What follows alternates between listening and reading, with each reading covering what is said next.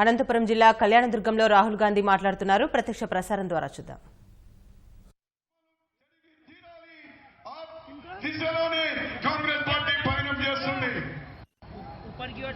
Over the last 5 years, Mr. Narendra Modi has worked to create two Indias.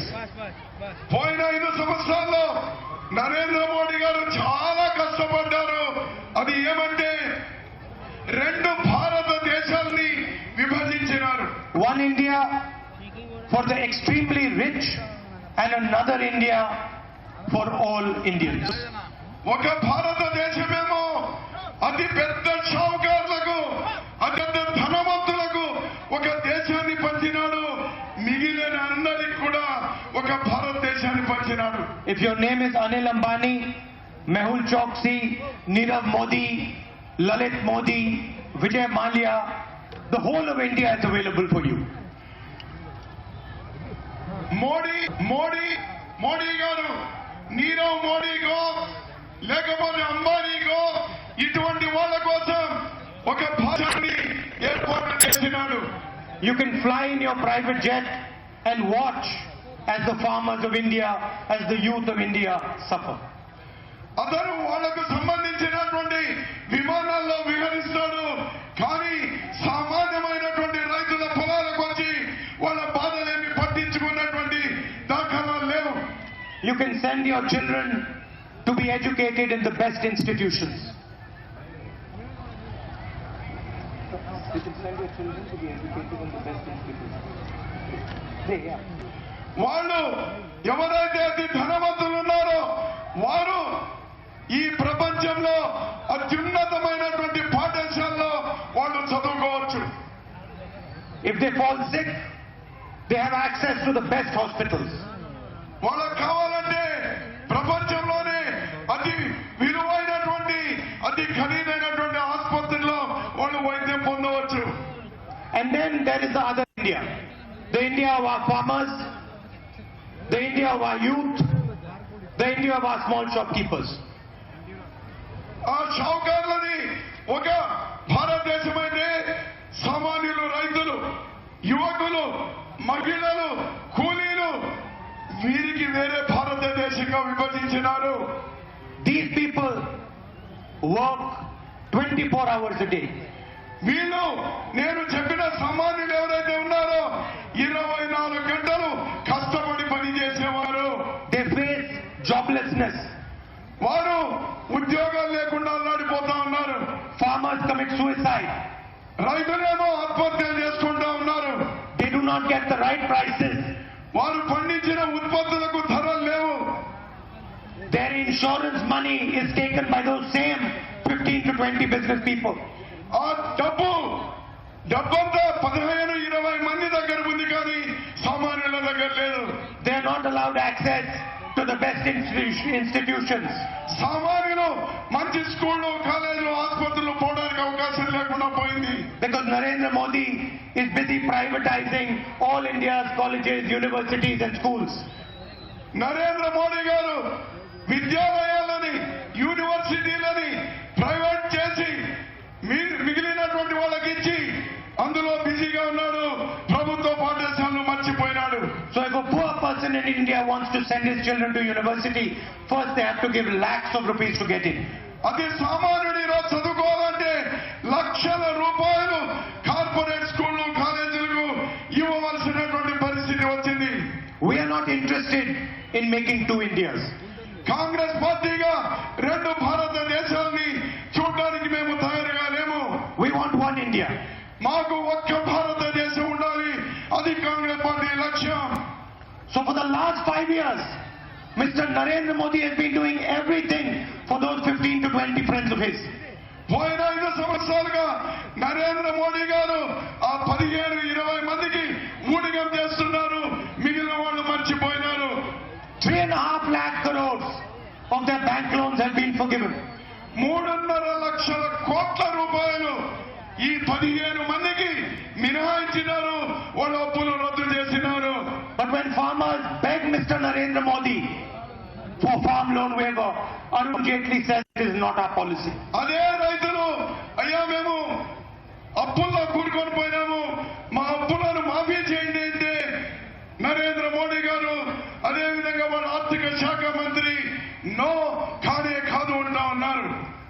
we were in power, we gave you Mahatma Gandhi Manrega.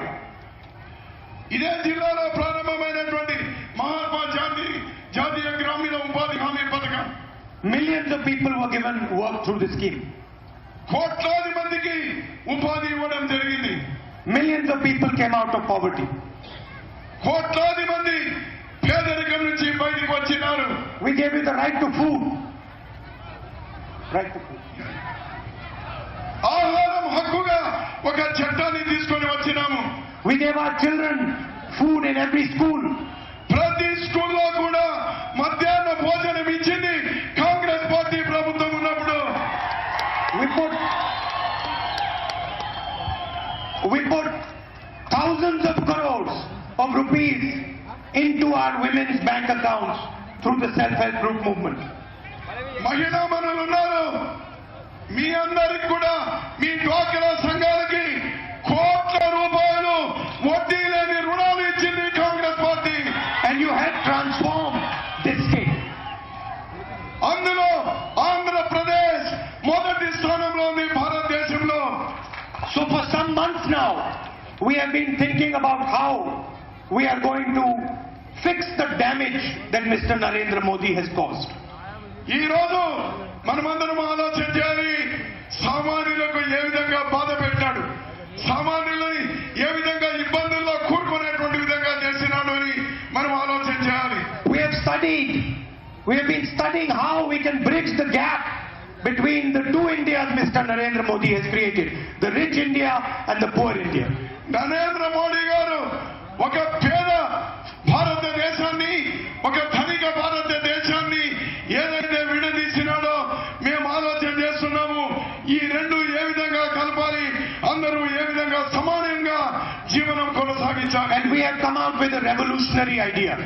మేము దీనికి పరిష్కారాన్ని కనుగొన్నాము. ఒక విప్లవాత్మకమైనటువంటి పరిష్కారంతో ఈ రోజు బయటకు వచ్చినాం. An idea that has not been done by any country in the entire world. ఇంతవరకు అటువంటి ఆలోచన ఈ ప్రపంచంలో ఏ దేశంలో కూడా అమలు పరచడం లేదు. An idea that will change the face of India. ఇప్పుడు మేము తీసుకున్న నిర్ణయం ఈ భారతదేశం ముఖ చిత్రమే మారిపోతుంది.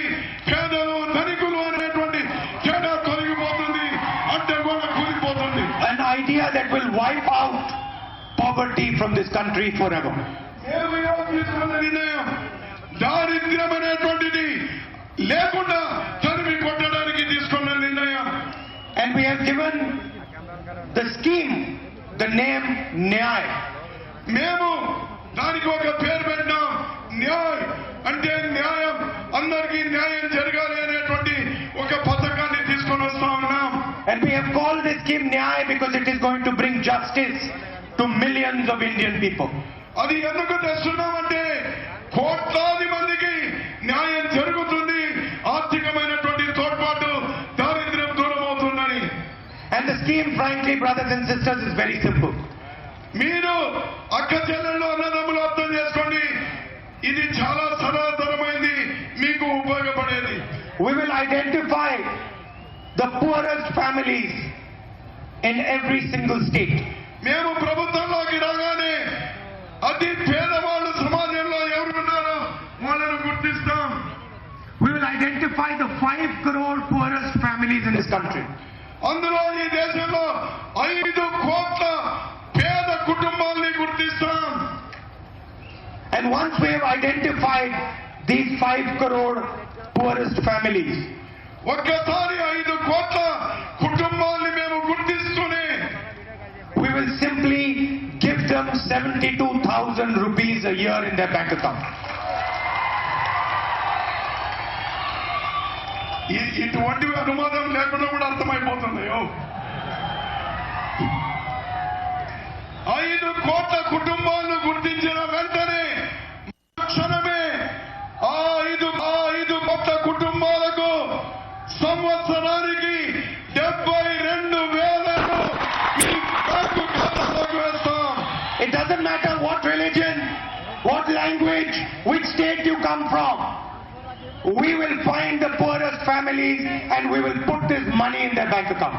నీవు ఏ కులమో చూడం, నువ్వు ఏ మతమో చూడం, నువ్వు ఏ పార్టీనో చూడం, నువ్వు ఏ రాష్ట్రం నుంచి వచ్చినావో చూడం.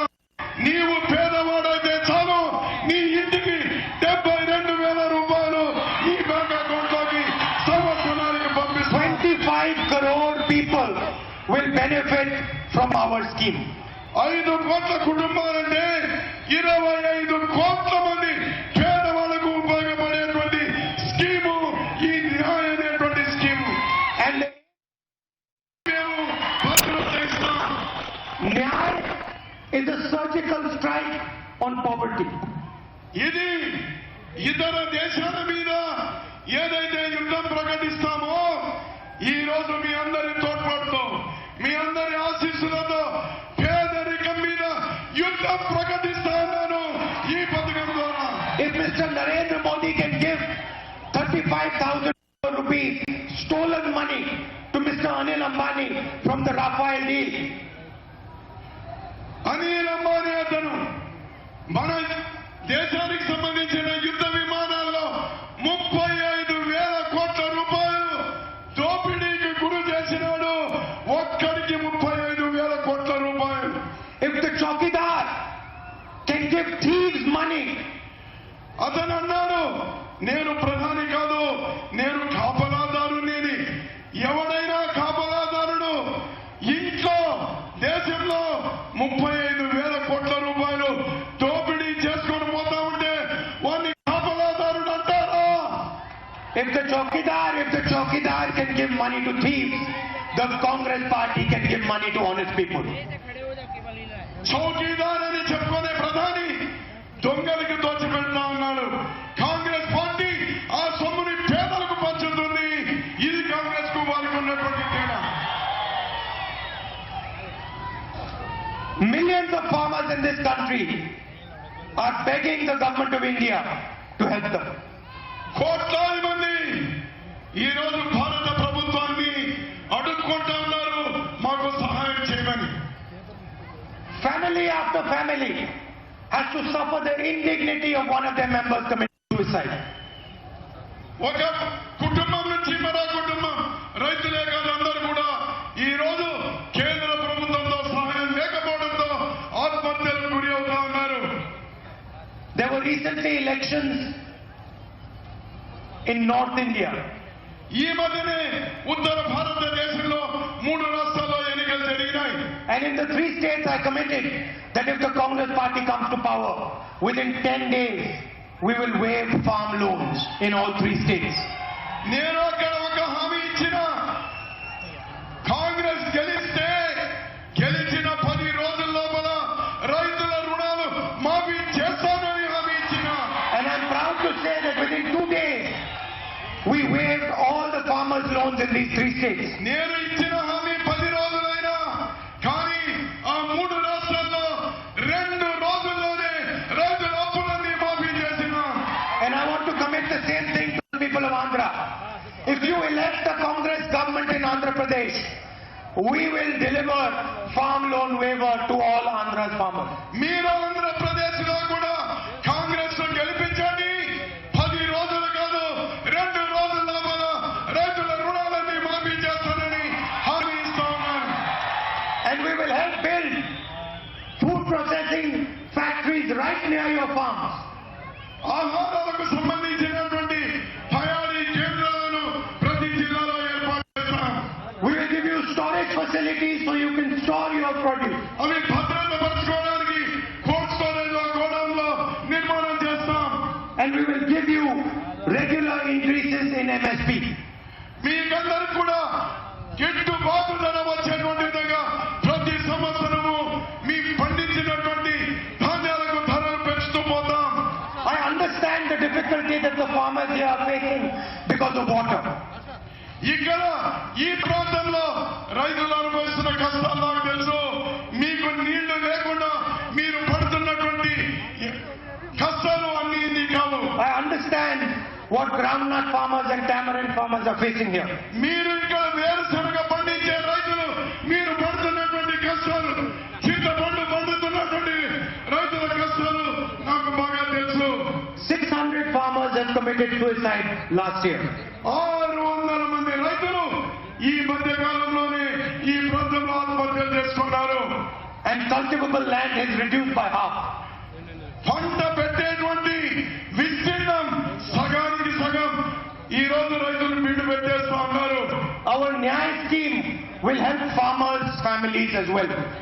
ఎక్కడైతే ఈ కష్టాల్లో ఉన్నారో అటువంటి రైతాంగానికి నేను సంవత్సరానికి 72,000 రూపాయలు ఏదైతే ఇవ్వాలనుకున్నానో ఆ రైతులందరికీ If you're a farmer and you're earning less than 12,000 rupees a month, Nyay scheme will put money directly in your bank account. ధైర్యంగా ఉండండి రైతన్నలారా.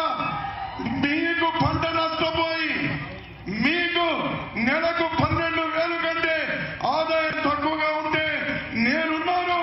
మీకు సంవత్సరానికి 72,000 రూపాయలు మీ ఖాతాలోకి వేస్తాను. And we will help you with regards to your prices for groundnuts and tamarind. ప్రత్యేకమైనటువంటి శ్రద్ధ ఈ కరువు ప్రాంతంలో వేరుశనగ పండిస్తున్నారు. దానికి గిట్టుబాటు ధర గురించి ప్రత్యేకమైన శ్రద్ధ తీసుకుంటాను. Mr. Modi carried out demonetization of the economy and removed the 500 and 1,000 rupee note. Narendra Modi గారు నోట్ల రద్దు పేరుతో 500 రూపాయలు 1000 రూపాయల నోట్లను రద్దు చేసినాడు. Millions of families were destroyed. కోట్ల మంది కుటుంబాలు కునారిల్లిపోయినాయి. Small and medium businesses had to shut down. చిన్న చిన్న వ్యాపారస్తులు వారు ఇబ్బంది పడ్డారు. Small and medium businesses had to shut down. చిన్న చిన్న వ్యాపారస్తులు వాళ్ళ వ్యాపారాలే మూత వేసుకునే పరిస్థితి వచ్చింది. And the entire economy of the country was disturbed. దేశ ఆర్థిక పరిస్థితి పూర్తి చిన్న భిన్నమైపోయింది. Today, youngsters are searching for jobs throughout the country. భారతదేశంలో చదువుకున్న యువకులందరూ కూడా ఉద్యోగం ఎక్కడా అని వెతుకుతా ఉన్నారు. Mr. Modi spoke of Make in India, Start Up India. But the truth is that today we face the highest unemployment in 45 years. Modi గారు అంటూ ఉన్నారు make in India startup India అనే కొత్త కొత్త పదాలు చెప్తున్నారు కానీ ఎక్కడ కూడా ఉద్యోగ అవకాశాలే లేవు. We want India's youngsters to get to work. మా యొక్క దృష్టి సంకల్పం ప్రతి యువకుడికి ఉపాధి ఉండాలి. Today, only very rich people can open businesses. కేవలం ఈ రోజు పెద్ద పెద్ద వాళ్ళు కోటేశ్వర్లు మాత్రమే వ్యాపారాలు చేసుకునే పరిస్థితి ఉంది. Banks only lend to the richest people in the land. బ్యాంకులు కోటీశ్వర్లకు మాత్రమే అప్పులు ఇస్తున్నారు, సామాన్యులకు ఇవ్వడం లేదు. If a young man or woman wants to open a business, they have to take many different permissions from many different departments. సామాన్యుడు పేదవాడు మధ్యతరగతి యువకుడు బ్యాంకుకు పోయి నేను వ్యాపారం చేసుకోవాలంటే 1,00,000 కండిషన్లు పెడతా ఉన్నారు బ్యాంకు వాళ్ళు. People are not rewarded on how hard they work. They are rewarded on who they know. They are rewarded based on who they know. బ్యాంకులు ఈ రోజు ఏ విధంగా ఉన్నాయంటే వాళ్లకు బాగా తెలిసిన ధనికులకు మాత్రమే అప్పులు ఇస్తా ఉన్నారు కానీ వారికి తెలియకుండా పోతే బ్యాంకు దగ్గరకు కూడా రానివ్వడం లేదు సామాన్యుల్ని. Anil Ambani is a friend of the Prime Minister, so he can get the biggest defense contract in the world. Anil Ambani ప్రధానమంత్రికి అత్యంత స్నేహితుడు కాబట్టి బ్యాంకుల్లో ఉన్న మొత్తం డబ్బులు వాళ్ళకి ఇవ్వగలుగుతా ఉన్నారు. Mehul Choksi gives money to Arun Jaitley's daughter, so he can steal 35,000 crores and run away. ఆర్థిక శాఖ మంత్రి బిడ్డకు అప్పులు ఇస్తారు, చోక్సీకి డబ్బులు ఇస్తారు కానీ సామాన్యులకు డబ్బులు ఇవ్వరు. Vijay Mallya steals 10,000 crores and before he leaves, says bye-bye to Mr. Arun Jaitley in Parliament House.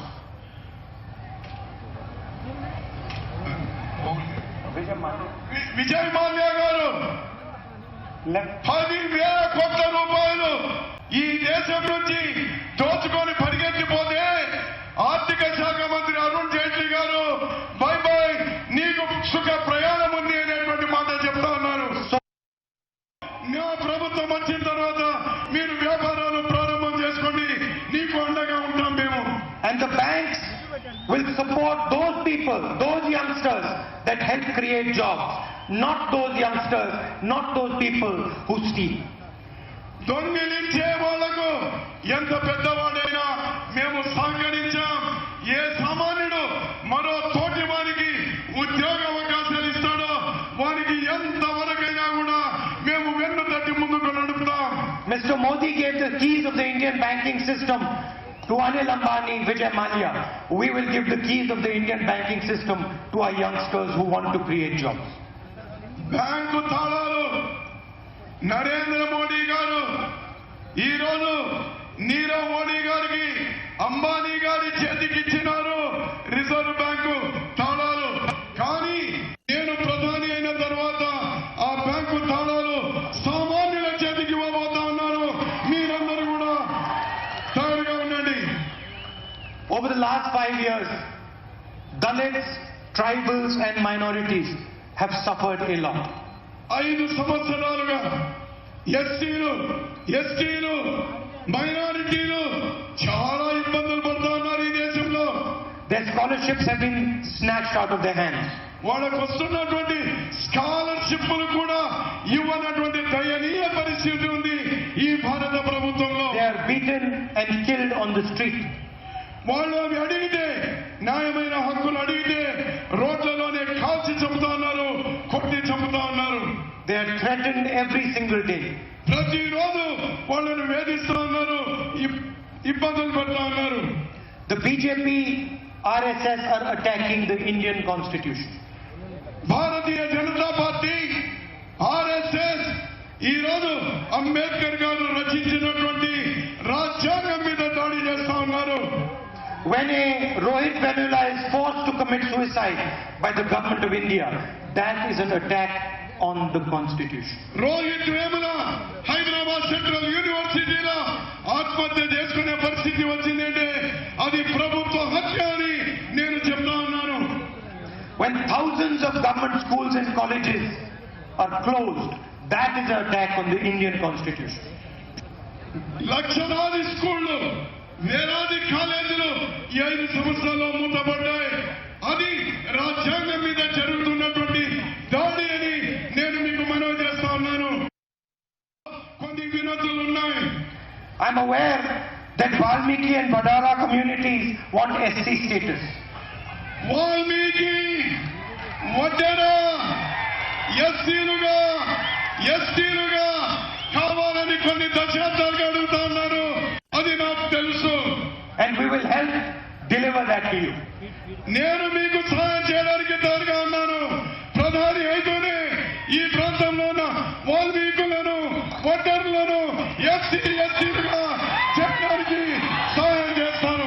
And I also commit that the SC categorization will be done amicably in a friendly, peaceful manner. అదే విధంగా ఈ ప్రాంతంలో దళితుల్లో వర్గీకరణ సమస్య ఉంది. ఆ వర్గీకరణ సమస్య కూడా సామరస్యపూర్వకంగా పరిష్కారం చేస్తాను అని మీకు భరోసా ఇస్తా ఉన్నాను. I would like to end my speech by repeating what I said in the very beginning. By repeating what I said. మరోసారి మళ్ళీ చెప్పదలుచుకున్నాను. నేను నా ఉపన్యాసంలో మొదట చెప్పిన కొన్ని మాటలు. Special categorization, special category status is important for the future of Andhra Pradesh. ప్రత్యేక హోదా ఈ రాష్ట్రానికి భవిష్యత్తుకు ముడిపడి ఉంది. And my commitment to the people of Andhra Pradesh is that the moment the Congress party comes to power, we will give you special status. ఢిల్లీలో కాంగ్రెస్ ప్రభుత్వం రాగానే మీ హక్కుగా ఉన్నటువంటి ప్రత్యేక హోదా విభజన హామీలు మొదటి రోజే అమలు పరుస్తాం. This is the commitment of the people of India. It is the commitment of the Prime Minister of India, and it is what Andhra Pradesh is owed by the people of India. ఈ హామీ 130 కోట్ల భారతీయులని, ఈ హామీ భారత ప్రధానిని, దాన్ని అమలు చేయడానికి నేను తయారుగా ఉన్నాను అని ఆంధ్రప్రదేశ్ లో 5 కోట్ల మందికి కూడా హామీ ఇస్తా ఉన్నాను. And it is my word to you. You do not have to worry about this. If the Congress party comes to power in 2019 in Delhi, it is going to be done for you. మీరు ఎవరు కూడా ఆందోళన చెందవద్దు. మీరు ప్రశాంతంగా ఉండండి. ఢిల్లీలో 2019లో కాంగ్రెస్ ప్రభుత్వం రాగానే మీ హక్కుగా ఉన్నటువంటి ప్రత్యేక హోదా గ్యారంటీ మీ ఇంటికి నడుచుకుని వస్తుంది. I would like to thank all of you, especially the women who have come here from far away. Thank you very much. Jai Hind. మీ అందరికీ ధన్యవాదాలు.